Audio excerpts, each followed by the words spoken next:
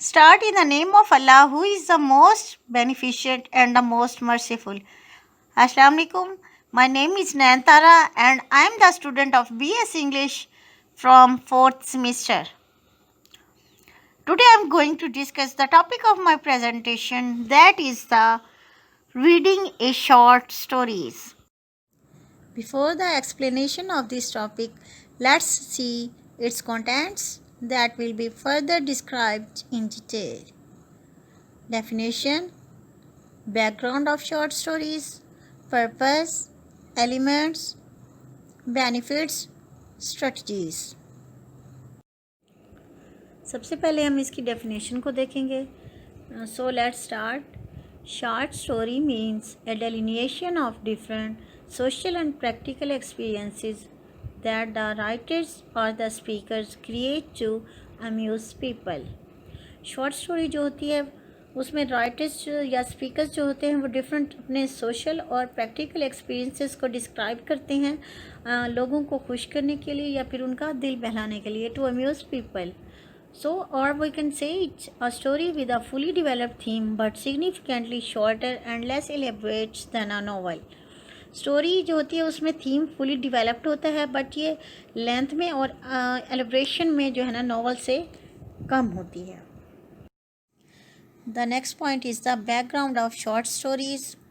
इसका बैकग्राउंड देखेंगे कि सबसे पहले शॉर्ट स्टोरी पर काम करना किसने शुरू किया, ओरिजिनेट किसने किया इसको, और जो ग्रेटेस्ट शॉर्ट स्टोरी राइटर है वो कौन है. So let's start. Popular since Asian times.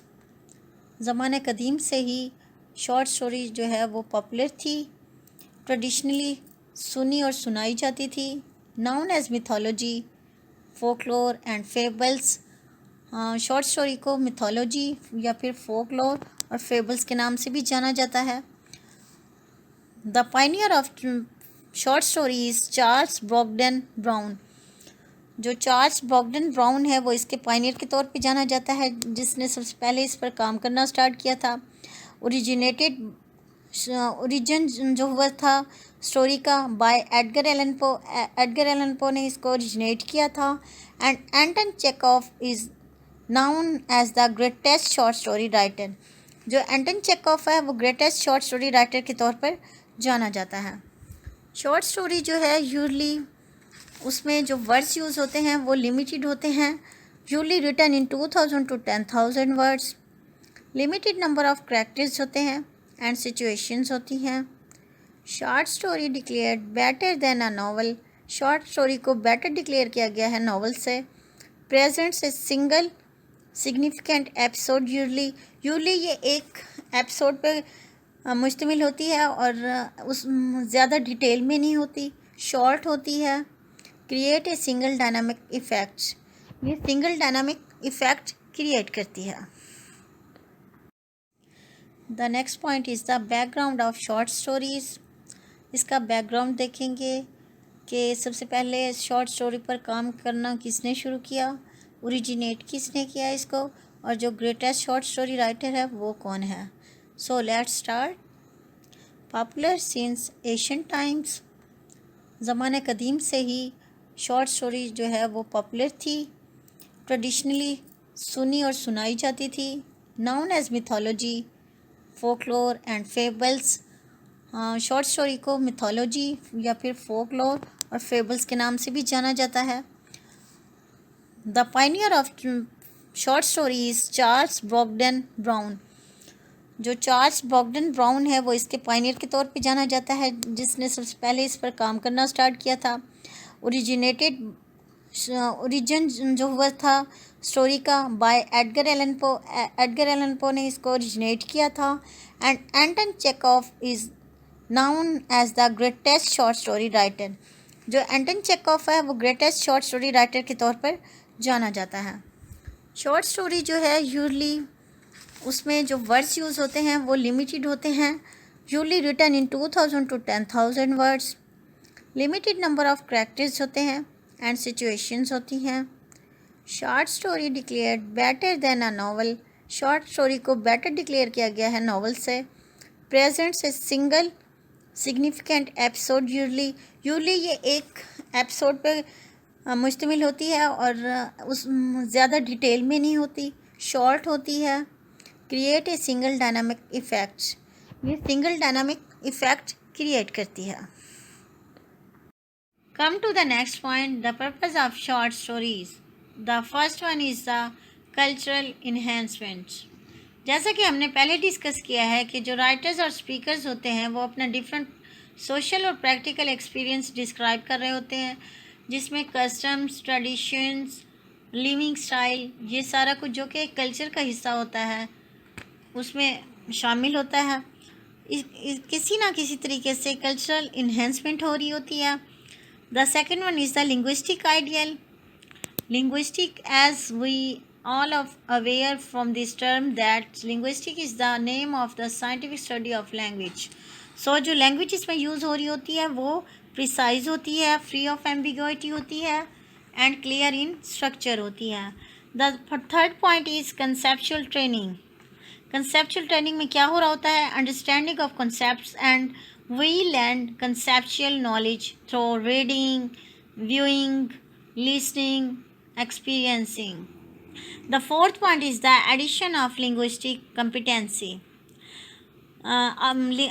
Addition of linguistic competency, और हम आसान लफ्ज़ों में इस तरह से भी कह सकते हैं कि ये एक वे होता है in which a language system is used in communication. The fifth point is the authenticity in comprehension. Meaningful reading होती है जो कि रेलिवेंट एंड यूज़फुल होती है, किसके लिए? रीडर्स के लिए। Authenticity in comprehension means meaningful reading, relevant and useful to the readers.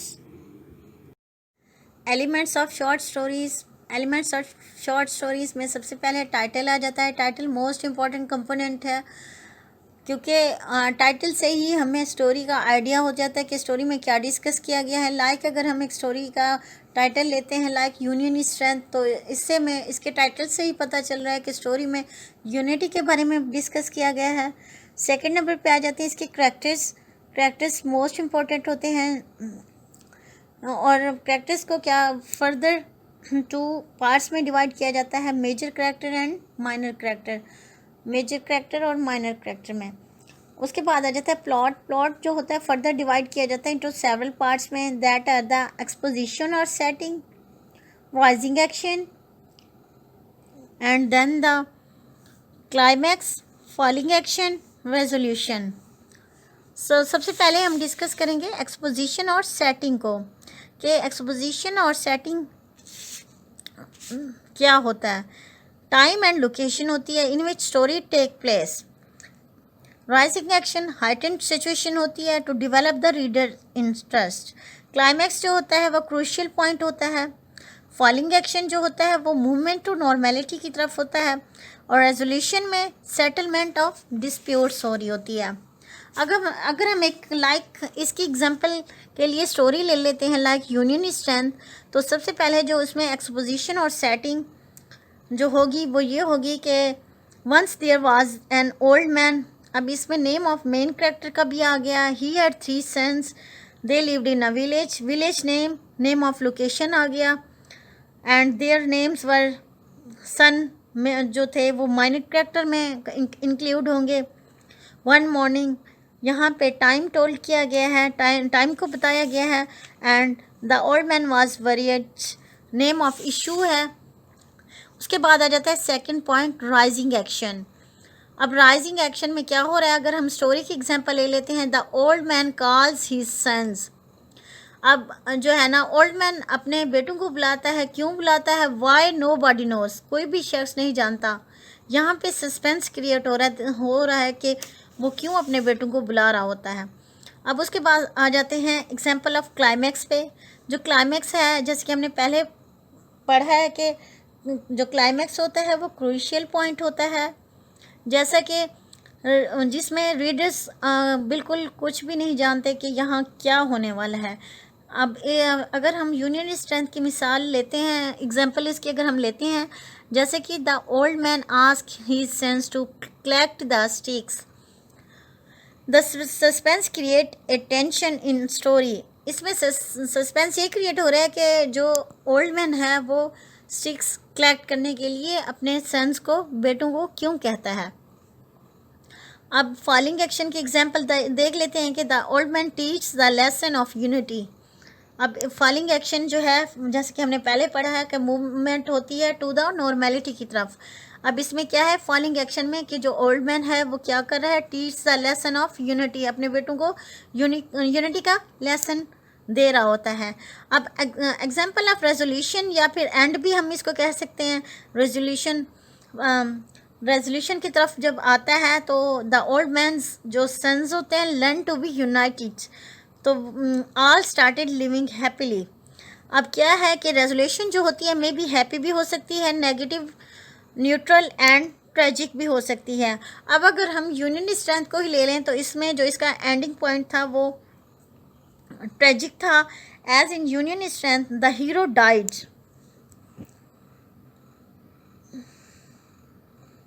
Now come to the next point, that is the themes.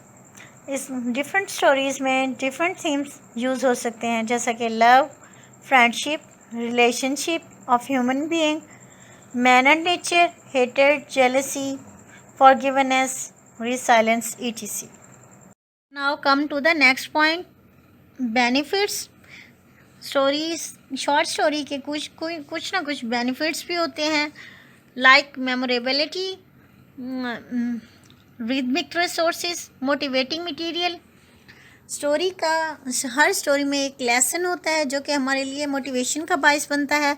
Open to interpretations, open to interpret means इसमें हम अपनी opinion दे सकते हैं, like अगर इसका and अगर इस तरह से है तो इस तरह से नहीं होना चाहिए था, मीन्स हम उसको इंटरप्रेट कर सकते हैं डिफरेंट तरीके से। And fifth one is the convenient for learning language and grammar. Language learn कर रहे होते हैं, ग्रामेटिकली उसको हम देख रहे होते हैं कि इसमें ग्रामर का किस तरह से यूज़ किया गया है। So these all are the benefits of reading a short stories. Now come to the next point, 3 step strategy for reading a story. Before reading, the first one is the before reading. अब read करने से पहले हम क्या कर सकते हैं, predict कर सकते हैं, हम पेशगोई कर सकते हैं कि मे बी ये इस चीज़ के बारे में हो सकती है, ब्रेन स्टॉर्म कर सकते हैं, और यूज़ प्रीवियस नॉलेज, या फिर हमारे पास जो पहले से नॉलेज मौजूद होता है हम उसको यूटिलाइज़ कर रहे होते हैं। The second step is the while reading. जब हम रीड कर रहे होते हैं तब हमें क्या करना चाहिए, क्या स्ट्रेटजी हमें अपनानी चाहिए, मेक क्वेश्चन बनाने चाहिए, and try to connect people, places and events. और हमें ये कोशिश करनी की चाहिए कि हम कनेक्ट करें प्लेसेस को, पीपल को और इवेंट्स को आपस में। एंड आफ्टर रीडिंग, अब रीडिंग के बाद हम जब हम स्टोरी रीड कर लेते हैं तो फिर हमें क्या करना चाहिए, सबसे पहले हमें क्या करना चाहिए, डिटरमाइन ए पर्पस। इसका कि स्टोरी जो हमने पढ़ी है आया उसका क्या पर्पस था, या फिर डिवेलप योर ओपिनियन, या फिर हम अपनी ओपिनियन जो है ना वो भी अपनी हम दे सकते हैं, लाइक आई लाइक इट, और it is a fake, it is interesting, like इस तरह से कि हम इसको लाइक भी कर सकते हैं, इसको हम कह सकते हैं कि ये फेक है, इस तरह से नहीं हो सकता, या फिर हम ये भी कह सकते हैं इट इज़ वेरी इंटरेस्टिंग, कि ये बहुत इंटरेस्टिंग है। सो ओपिनियन हम दे सकते हैं कि is there any other point of view, कि इसका कोई और पॉइंट ऑफ व्यू होना चाहिए क्या। हम अपनी ये भी ओपिनियन दे सकते हैं कि इज़ द ऑथर इम्पार्शियल और partial, is the vocabulary simple, जो वोकैबुलरी इसमें यूज़ की गई है वो सिंपल है या कॉम्प्लिकेटेड है। Now comes to the last point, question to develop after reading. The first one is the title suitable और अपोजिट टू द स्टोरी। क्या जो स्टोरी को टाइटल दिया गया है वो सूट कर रहा है उस पर, और या फिर उससे बिल्कुल मुख्तलिफ है। ये भी हो सकता है कि जो टाइटल दिया गया है और जो स्टोरी अंदर डिस्क्राइब की गई हो वो इससे बिल्कुल अपोजिट हो। So the second one is there proper beginning, middle and ends. क्या जो स्टोरी का है वो प्रॉपर बिगनिंग हो रही है स्टोरी की, प्रॉपर उसका मिडिल पॉइंट है और प्रॉपर उसकी एंडिंग हो रही है। The third one is the exposition और बिगनिंग अप्रोप्रिएट। क्या जो स्टोरी है वो प्रॉपर वे में स्टार्ट की गई है, the fourth one is the is there proper climax और टर्निंग पॉइंट, क्या स्टोरी में जो है प्रॉपर कोई टर्निंग पॉइंट आ रहा है, कोई क्लाइमैक्स आ रहा है जो स्टोरी को इंटरेस्ट बना रहा हो। Does the turning point increasing the interest, क्या जो टर्निंग पॉइंट है वो जो रीडर्स का इंटरेस्ट है वो डेवलप कर रहा है कि नहीं। What is the conflict, conflict जो स्टोरी डिस्क्राइब की है उसमें कॉन्फ्लिक्ट क्या था। These are all the questions which can be developed after the reading. So that's it. That's it. Thank you very much. Allah Hafiz.